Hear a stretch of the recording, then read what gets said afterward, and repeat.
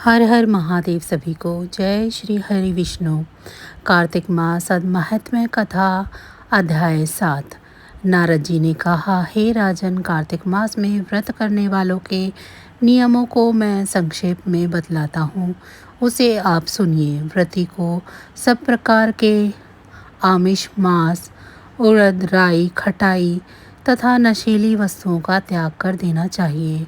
व्रती को दूसरे का अन्न ग्रहण नहीं करना चाहिए, किसी से द्वेष नहीं करना चाहिए और तीर्थ के अतिरिक्त अन्य कोई यात्रा नहीं करनी चाहिए। देवता, वेद, ब्राह्मण, गाय, व्रती, नारी, राजा तथा गुरुजनों की निंदा भी नहीं करनी चाहिए। व्रती को दाल, तिल, पकवान व दान किया हुआ भोजन ग्रहण नहीं करना चाहिए। किसी की चुगली या निंदा भी नहीं करनी चाहिए।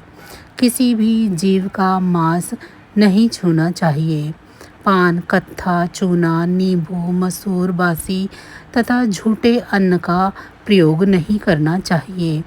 गाय, बकरी तथा भैंस के अतिरिक्त अन्य किसी पशु का दूध नहीं पीना चाहिए। कांसे के पात्र में रखा हुआ पंचगव्य, बहुत छोटे घड़े का पानी तथा केवल अपने लिए ही पका हुआ अन्न प्रयोग करना चाहिए।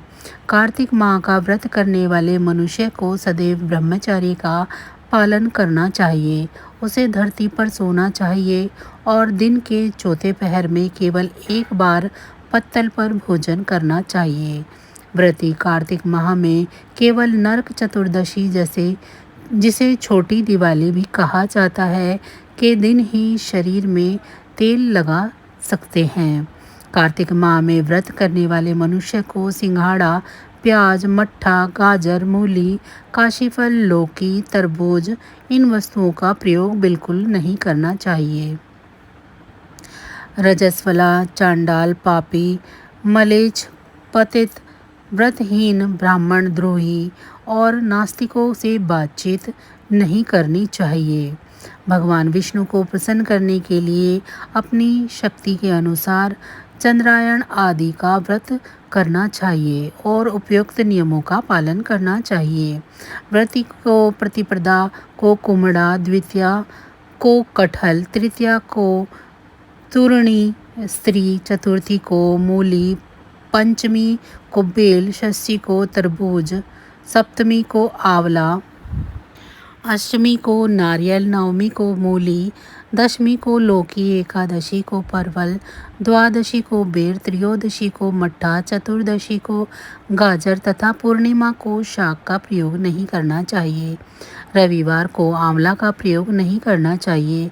कार्तिक माह में व्रत करने वाला मनुष्य यदि इन शाकों में से किसी शाक का सेवन करना चाहे तो पहले ब्राह्मण को देखकर ग्रहण करे। यही विधान माघ माह के व्रत के लिए भी है।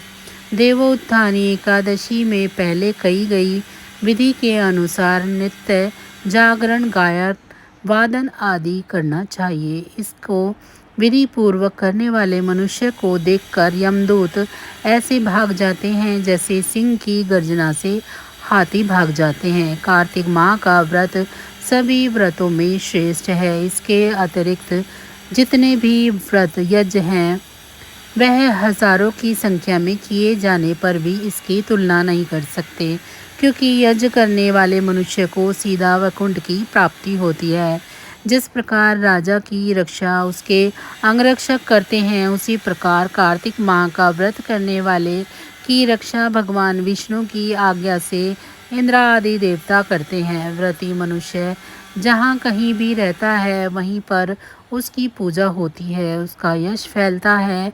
जिसके निवास स्थान पर भूत, पिशाच आदि कोई भी नहीं रह पाते। विधि पूर्वक कार्तिक माह का व्रत करने वाले मनुष्य को पुण्यों का वर्णन करने में ब्रह्मा जी भी असमर्थ हैं। यह व्रत सभी पापों को नष्ट करने वाला, पुत्र पौत्र प्रदान करने वाला और धन धान्य की वृद्धि करने वाला है।